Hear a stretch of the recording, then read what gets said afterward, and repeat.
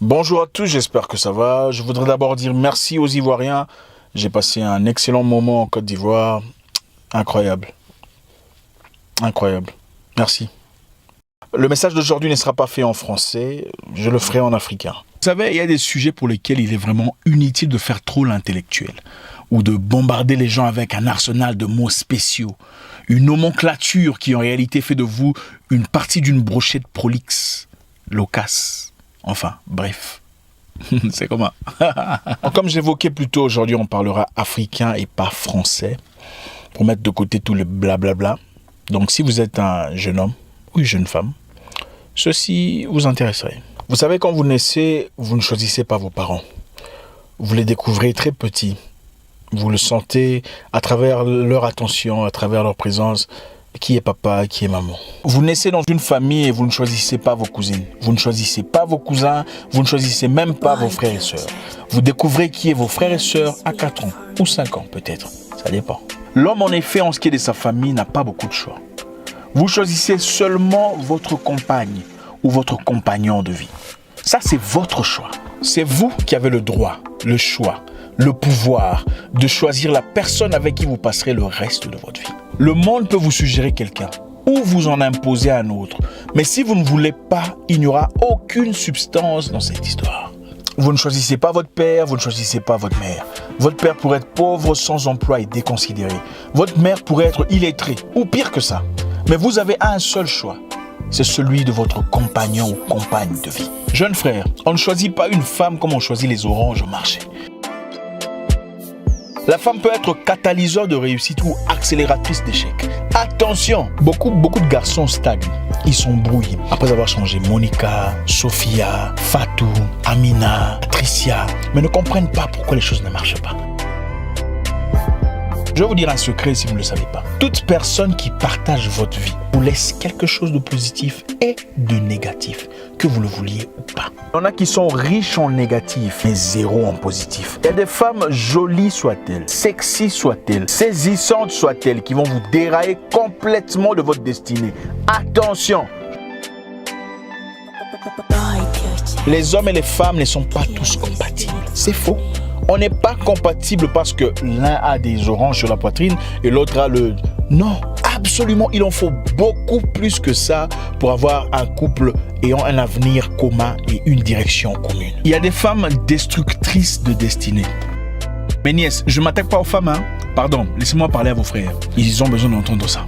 Personne ne leur parle. Pour mes amis croyants, puisque vous aimez ça, Dieu créa Adam et Ève et les plaça dans le jardin où ils avaient tout ce qu'ils voulaient dans ce monde. Il leur dit, mangez, buvez, mangez les fruits, tout ce que vous voulez. Mais ne touchez pas au... Hein, vous savez ce que c'est, le truc là. Ève, après avoir été corrompue par un serpent, enfin, d'après ce qui est écrit, revient après avoir mangé, dire à son compagnon, écoute, moi je vais manger, voici la pomme, toi aussi il faut manger. Tu vois, si tu manges, on sera comme Dieu. Hein? Mange aussi chérie, mange. Certainement il touchait l'oreille pour nous dire mange, il faut manger, tu vois, il faut manger. Moi je pense que Ève n'a jamais aimé Adam. Je vais vous dire pourquoi. Il était dit à Ève, si vous mangez de la pomme, vous aurez l'intelligence de Dieu, ou vous aurez la connaissance du bien et du mal, n'est-ce pas? Ève dans son coin avec son ami serpent, ou Satan, mangea la pomme, ou le fruit interdit. Au lieu de garder ça pour elle et attendre d'abord les effets, elle a emmené ça à Adam, pour qu'il mange aussi. Si Ève aimait Adam, sachant qu'elle était en train de briser la loi, elle n'aurait jamais emmené la pomme à Adam avant d'avoir vu ses effets. Elle aurait dit à Adam, mon chéri, moi j'ai mangé, mais jusque-là, je n'ai encore rien vu. On nous a promis d'avoir la connaissance du bien et du mal, mais jusque-là, je n'ai encore rien vu. Mais toi, ne mange pas. Attendons d'abord. Comme ça, si jamais quelque chose de négatif m'arrivait, j'en souffrirais seul. Mais elle ne l'a pas fait. Elle a choisi de donner la pomme à Adam. Pas nécessairement par amour, parce qu'elle ne voulait pas périr seule, au cas où ils en arrivaient là. Écoutez, j'en ai connu des gens. Un très proche à moi commençait à peine à sortir avec une femme qui plus tard lui dit, écoute, tu es un garçon bien, mais je suis atteint d'une maladie incurable. Et je ne voudrais pas foutre en l'air ta vie. Tu es jeune, tu es beau, tu es gentil. Je ne veux pas faire ça. Elle a avoué la vérité. Mon ami plus tard décidera de l'épouser quand même. Chose qui m'a choqué, je l'avoue.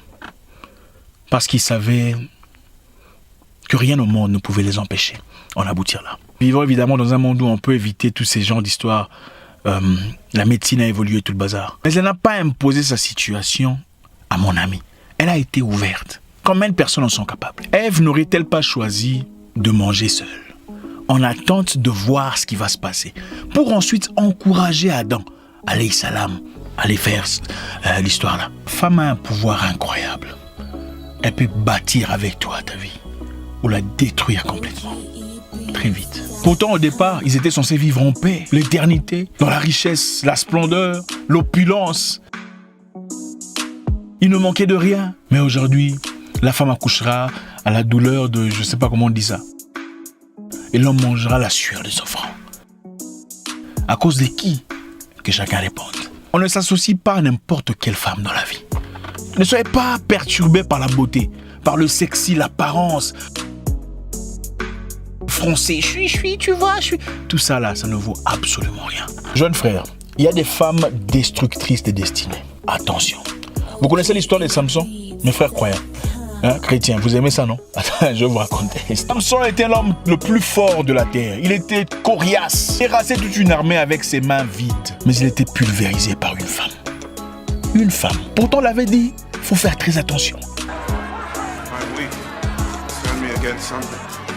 Cette Philistine, ou comment on les appelle, je ne sais même plus. Il faut faire très attention. Elle était jolie. It's over, Samson.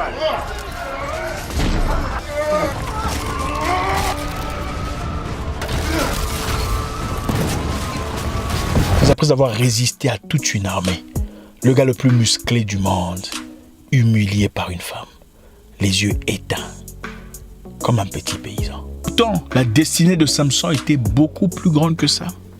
Vous pensez que Dieu l'a créé pour mourir comme ça? Il avait brisé les lois et a précipité sa propre mort. On ne choisit pas une femme sur base de son apparence physique. On choisit une femme sur base de sa direction. La direction d'une femme doit coller, concorder avec votre direction. Sinon, vous serez perdus tous les deux. Vous êtes entrepreneur, mais vous embrouillez avec des filles sans direction. Pourquoi? Cherchez une entrepreneur. Si pas une entrepreneur, au moins cherchez une femme ambitieuse. Une femme brave, une femme qui a du courage, une femme qui a une direction. Vous êtes une personne battante, courageuse, travailleuse. Vous avez besoin d'une personne qui vous apporte quelque chose de plus dans votre vie. Une personne qui, quelquefois, vous apporte des clartés dans vos idées quand vous n'en avez pas. Une personne capable de vous compléter, de vous corriger quand vous faites des erreurs. Non, vous n'avez pas besoin d'une femme complètement soumise. C'est faux. Vous êtes ambitieux, battant, travailleur. Vous avez besoin d'une femme capable de vous résister de temps à autre.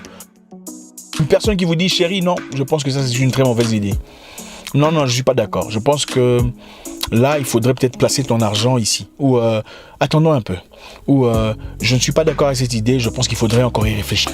Tu peux quitter une femme problématique, croyant qu'elle représente un trou de 3 mètres, pour aller te mettre avec une femme qui en réalité est un trou de 7 mètres.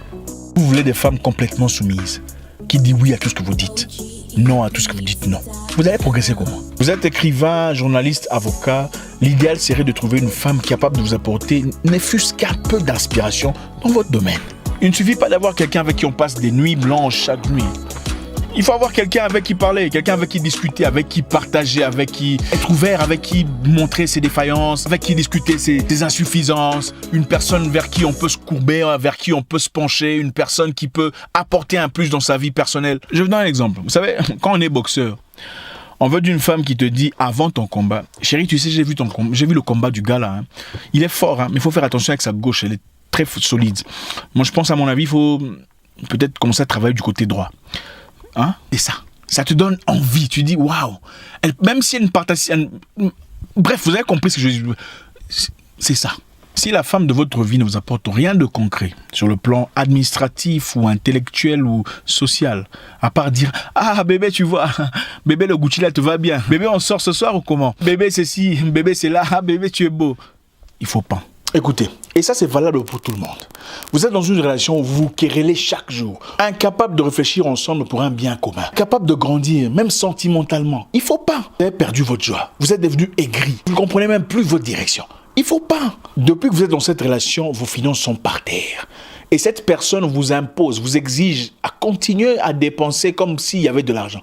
Il ne faut pas. Depuis que vous êtes ensemble, vous n'avez rien appris de positif. Seulement une succession de drames, de peines, de malheurs, de pleurs. Oh, on a fait ça. Il ne faut pas. La vie est trop courte pour la simplifier autour d'une personne qui ne vous apporte rien de positif. Il y a 7 milliards d'humains sur Terre.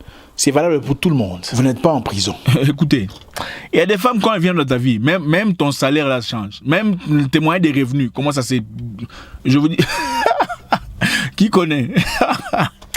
Il y a des femmes, quand elles viennent dans ta vie, même ton vocabulaire là change. Le français change.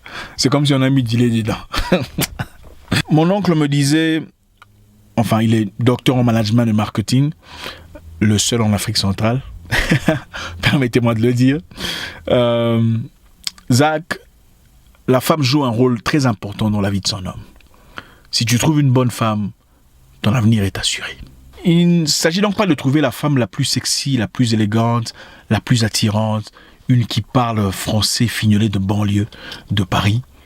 Il faut trouver une femme qui mène vers votre direction.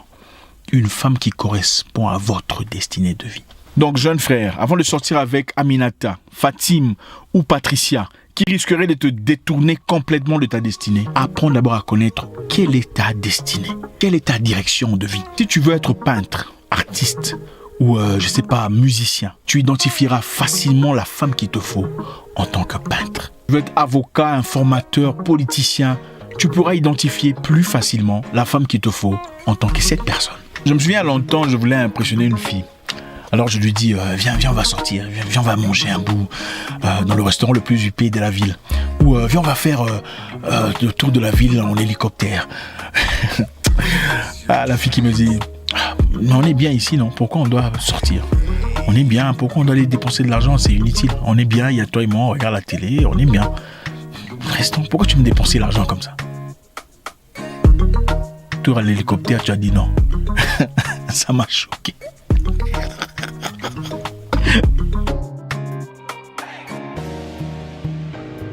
Tu es entrepreneur et tu te cherches. Et la fille avec qui tu es ne t'empêche jamais de dépenser l'argent. Il faut pas. La femme de votre vie doit être fan de vous. Mais elle doit aussi être votre opposant numéro 1. Si vous trouvez une femme qui a l'impression que c'est elle qui a gagné en vous ayant dans sa vie et pas vous en l'ayant elle dans votre vie, vous avez perdu, mon ami. En étant votre opposante, votre résistante quelquefois, elle vous ramène à l'ordre quand il le faut. Elle vous redirige vers votre destinée quand vous déviez. Non, vous n'avez pas besoin d'une femme trop soumise, c'est faux. Vous avez besoin d'une amie.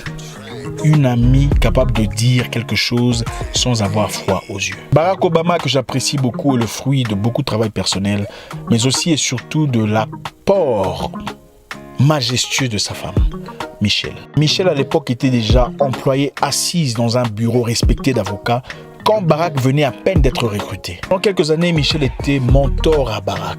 Elle a apporté ses briques à la construction de la pyramide de gloire, des prestances et des anses que Barack Obama est devenu avec le temps.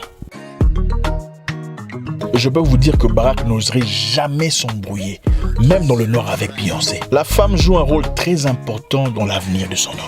Si tu trouves une bonne femme, ton avenir est assuré. J'ai vu un jeune homme à Abidjan, travailleur, courageux, que j'ai beaucoup apprécié. Mais après avoir vu sa femme, j'ai tout compris. Il ne s'agit pas de trouver la femme la plus jolie, la plus sexy, la plus attirante, la plus tout ce que vous voulez.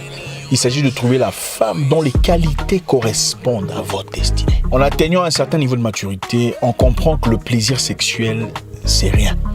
On peut en avoir de n'importe qui. Certaines personnes sont même experts dans l'imagination. Donc, si vous vivez et vous stagnez pour des bêtises qui peuvent être changées, il ne faut pas. Et c'est valable pour tout le monde. Ce n'est pas la taille, ce n'est pas les derrières, ce n'est pas les longues jambes ou l'élégance qui importe, ou le français de Jean-Luc Mélenchon.